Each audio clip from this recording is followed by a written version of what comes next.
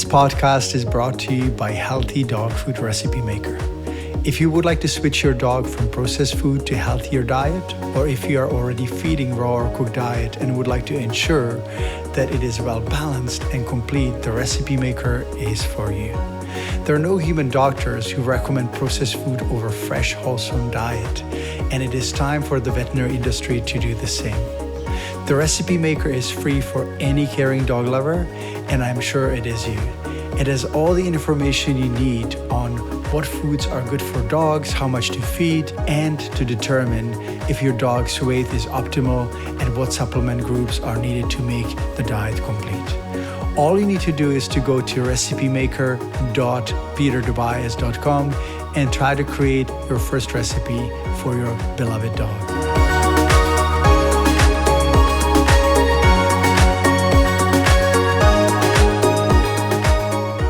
Hello, my dog lovers and other folks. This is Dr. Peter Dobias, and you're listening to Not Just About Dogs.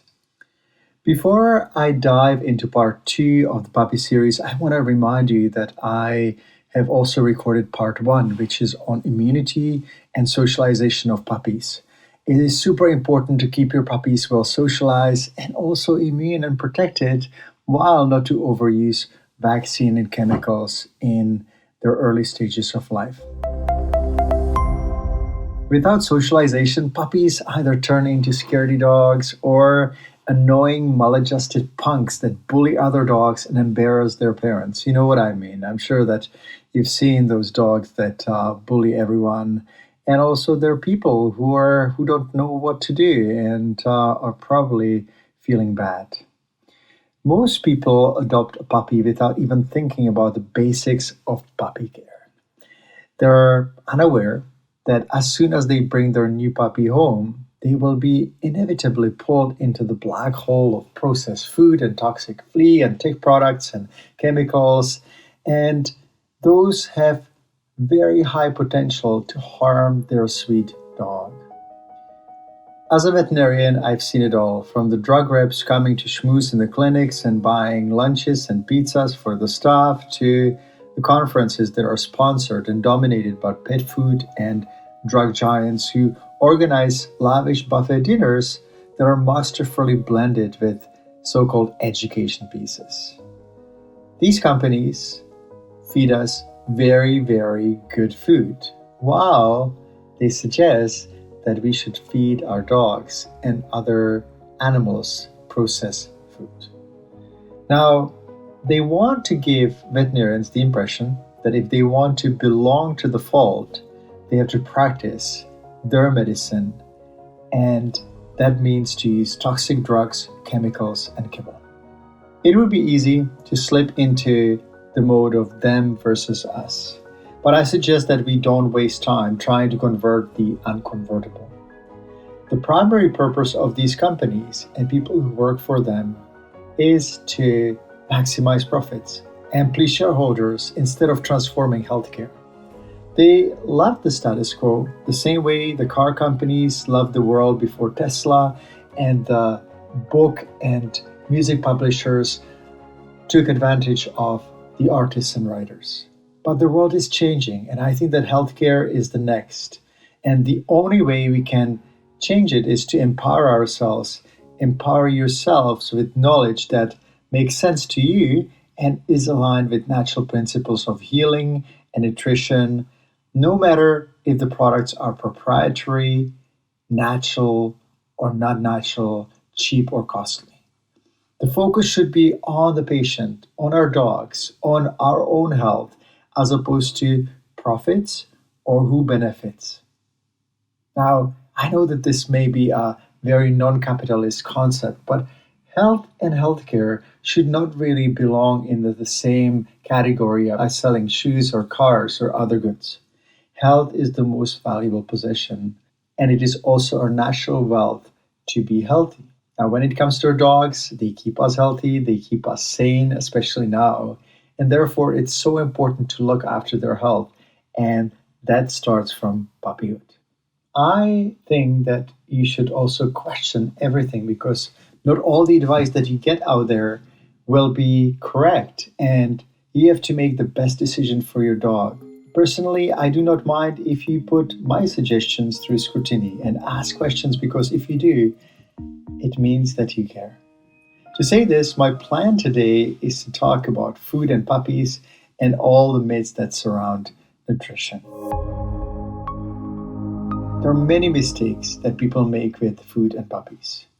And perhaps you'll be shocked to learn that in the early 90s, I was one of the top selling processed food veterinarians in British Columbia, Canada. I know it's kind of wild, but let me just give you a little bit of a background story. It kind of perplexes me that after I moved to Canada and obtained veterinary license, I didn't question if the heavily processed, heated, and preserved food that sat on the shelf for months, sometimes years, is good for my patients. It was easy, and I truly believed that it was the right thing to do. But as time progressed, something just didn't feel right. I started to notice the discrepancy between healthy food for people and dogs. Human doctors never recommend kibble, and veterinarians were telling their clients that real food would be harmful to their dogs and puppies. I also started to see many puppies on processed food growing up fast, lanky, and weak, with increased rate of cartilage and bone disorders such as osteitis, growing pains, hip dysplasia, abnormality of the hip joint development, elbow dysplasia, also osteochondritis, which is a cartilage growth defect that results in separation of the cartilage and causing pain in the joints. Cruciate ligament injuries as well of the knee are very common. That was one part of my observation. The other part was that as soon as dogs on processed food hit 5 years of age, they started slowing down and their bodies were plagued with problems. On top of that, most dogs on processed food were smelly, overweight, and their teeth were horrible. At one point, I realized that the veterinary profession was being misled and lied to. How could processed food full of starch, rendered fat, and cellulose, which is wood chips, be more nutritious than wholesome food? Of course it wasn't. Gradually, I started to switch more patients to natural food, whether raw, frozen, or cooked, and the transformations were just incredible. Most of the problems I used to see in kibble-fed dogs would disappear, and I would rarely see hip dysplasia and other growth issues. 25 years later, I have no doubt that natural food, whether it's cooked or raw, is much more nutritionally sound. After all, no human doctor recommends processed food over wholesome diet. If you are thinking about making the switch for your puppy, adult dog, or senior dog, all you need to do is to go to recipemaker.peterdobias.com and you get all the information there, including the ingredients that you can feed, the ones that are not as good for dogs or even toxic, what the doses are, how frequently to feed, what bones to offer, what meats to offer, what vegetables to offer. It's a full meal deal recipe maker for everyone to use for free because I think it's so important for people to learn the basics of healthy nutrition, and it was a lot of fun to make it. Anyway, let's move on to the myths surrounding feeding puppies and young dogs. I love spending my time in dog parks because I learn all sorts of different things, what people talk about, what they're struggling with, what they think of veterinarians. It's kind of fun, and being undercover gives me an opportunity to become dog lover, and people are much less guarded than if they knew that I was a veterinarian. So, what are the most common myths surrounding puppy nutrition? Well, let's start with myth one. People believe that puppies must be fed kibble until they're fully grown. I have raised 2 of my own dogs on natural non-processed food and helped thousands of clients to do the same. I'm confident that feeding natural diet supplemented with essential supplements is the best way we can offer, or the closest way we can get to natural food as nature intended. Kibble is about 10 times as more calorie dense per volume, which makes puppies eat more calories than they necessarily would if the food wasn't dehydrated. And that leads to overeating and faster growth that makes puppies tall but weak. Imagine a plant that is over-fertilized. It grows tall but weak and it will keel over with a little bit of wind. But if the puppy eats just about the right amount of food that nature intended, meaning non-dehydrated food that has about 90% water, then they feel satiated, but their calorie intake is not as high. Myth number 2. Only kibble can provide complete nutrition. Now, let's start with the term complete nutrition or diet. What can be sufficient for one dog may not be enough for another, and no one can really say in absolute terms if a dog gets all the nutrients it needs from the same type of food that is fed every day. Now, if dogs lived in nature, they would be scavenging, they would be eating from all sorts of different sources, from bugs to plant materials to prey animals, birds and deer and rabbits. And it would be much different than if they're fed one single protein diet with a few other ingredients. Nature never intended dogs to eat processed food, which is basically a mono diet that sits on the shelves for months and often goes rancid. Nutritionally, fresh, frozen, or cooked food is much better if it's followed with essentials such as vitamins, minerals, omega-3 oils, and probiotics that are added in the food just before feeding. Now, the reason why it's important to add these nutrients just before feeding is that if they're added in the food, they oxidize, go rancid, and they become much less nutritionally valuable. If you feed wholesome food and natural supplements, you're basically providing your dog a kind of smorgasbord of nutrients, and the body knows how to store or eliminate and throw off the excess if needed.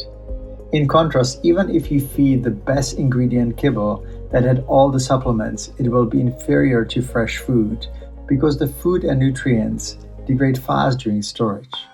Myth number 3, canned food is a good addition to puppy diet. Personally, I do my best to avoid cans for dogs and people. The plastic liners and lacquers in the cans are usually toxic and contain a whole array of chemicals that you don't want your puppy to get exposed to, nor do you. Canned food is also heated to about 130 Celsius, which is about 270 degrees Fahrenheit, which makes it practically dead food and nutritionally much less valuable. So if you can't avoid cans, please do, because there is nothing good in cans. If you do want to preserve food, though, for travel, let's say, you can actually put food in jars, and that's very different. If I buy any food that is preserved, I always go for glass. Let's say tomatoes are one of the good examples. Not for dogs, of course, but people. Let's go to myth number 4.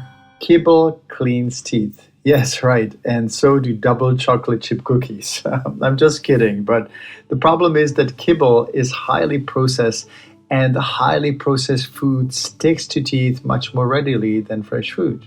Kibble is in fact one of the primary causes of dental disease, and most people do not know that. They think that when food is crunchy, that it must be good for teeth, but that is not true.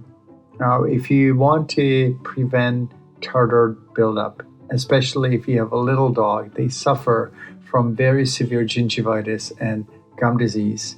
It is super important to give them some raw bones they can crunch on and clean teeth, because nature knows the best, and nature intended bones to be the natural dental hygiene. Myth number 5, diet switch must be done very gradually, especially in puppies. I often hear people saying that the breeder or the shelter was feeding kibble, and therefore they have to keep the puppy on the same food for some time, sometimes months, sometimes even a year. This is definitely not true. You can switch your puppy as soon as it arrives to your home. First, cook food for a couple of days, and you can use, for example, meat and squash or pumpkin. 50% ratio is great.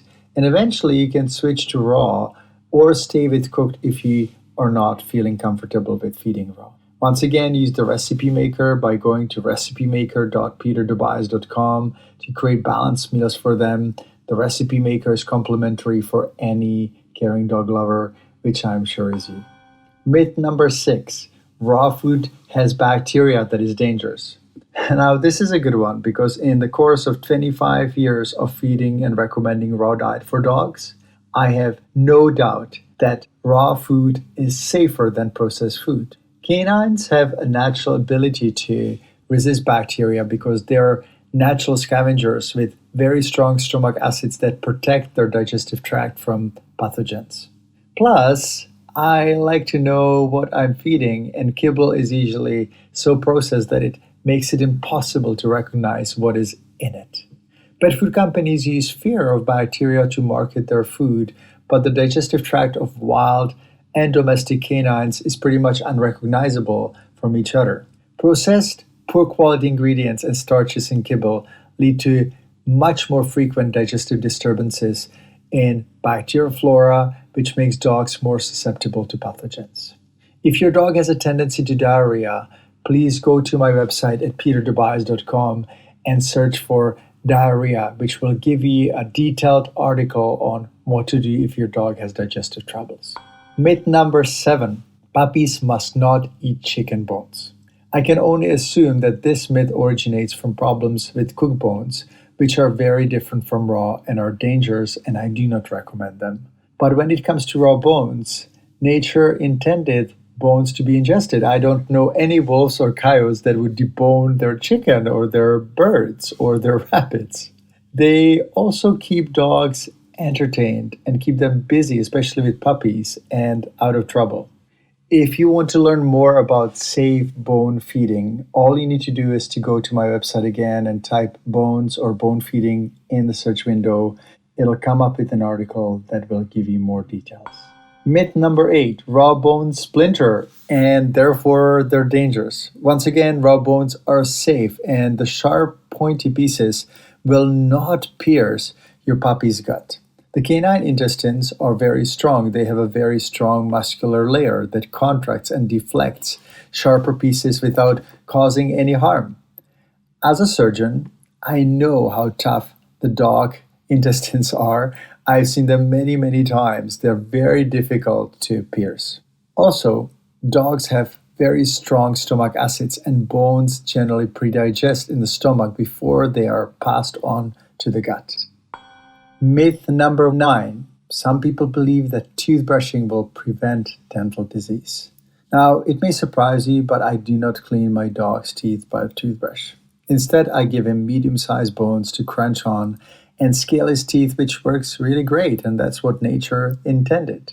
The only thing I do from time to time is to scale Pax's canine teeth, the large pointy ones in the front, because they sometimes build up tartar despite bone chewing. And I believe that dogs would probably chew on some other materials in nature and it would work better, but in the present setting, it doesn't work as well. There's one material that may help with scaling and flossing the front teeth, including the canines, and those are young coconuts. They're very fibrous, and dogs can actually just chew on them and they floss teeth. When a Pax has an opportunity to have these young coconuts, he actually does not need any scaling of the front canines, but otherwise he does. Myth number 10, puppies need different food than adult dogs and seniors. And this is a topic that I would like to stay on for a moment here. In nature, there is no mammal that would eat different food in adolescence, maturity, and senior years. There's just one species appropriate food for every dog or every tiger or every cat or every bird. There are no phase-related diets the way pet food companies have introduced them. My guess is that the life stage diets are just an invention of pet food companies as a marketing tool to give people an impression that dog feeding is very complex and that you should leave it up to them. I have fed the same diet to all life stages with great results, and I am fully confident that it is the best food for your dog. Myth number 11, large breeds need different food than smaller breeds. Once again, the same thing. There is no basis for such approach because the digestive tract of a large or small canine is pretty much the same. They just need different size food, but they need the same food. There should not be any difference in small and larger breeds. The problem is if we feed our large breeds kibble, They usually eat a lot, they have calorie dense food, and they grow too fast, and they're more likely to have problems because they grow big. So, if you want to prevent your large breed dog from having growth abnormalities, make sure that you don't feed kibble because it's the best and fastest road to a disaster. Myth number 12: younger dogs need more protein than older dogs. I used to believe this myth too until I saw my senior patients wasting away because they were given low protein food. Low protein food makes dogs waste away. They lose muscle mass, they become weak, and the main reason is that they're basically malnourished by not getting enough nutrients and protein. When I started my practice, I was also taught that dogs with liver disease and kidney disease should get low protein diet. But unless they are in the final stage of liver disease and kidney disease, it is actually helpful to give them high quality, normal, regular diet because they do not waste away. And especially if they are losing some protein in the urine, giving them low protein diet actually doesn't really slow down kidney disease progression. It will make it worse if dogs are fed kibble or canned food. So if you have a dog with liver or kidney disease, please go to my website, peterdobias.com, look up liver disease or kidney disease, and it'll give you the dietary recommendations and all the other information. Myth number 13: if puppies do not eat, they need to be hand-fed. Now, this is a good one because for most people, food is an expression of love, and often we have a different idea what puppies should eat, what amount of food puppies should eat from the puppies. They know how much to eat. If they're healthy, playful, and acting normally, I recommend you giving your puppy as much as it wants to eat, especially that means raw or cooked diet. If you're feeding kibble, puppies will usually overeat. And because it looks like we are feeding very little food in a dehydrated form, people have the worry that their puppies do not eat enough. Of course, you need to make sure that your puppy is free of parasites and healthy, but other than that, if your puppy's normal body weight, let it walk away from the food bowl and offer the same food at the next feeding. I've seen people hand feed their dogs, pour butter on their food, all kinds of crazy stuff.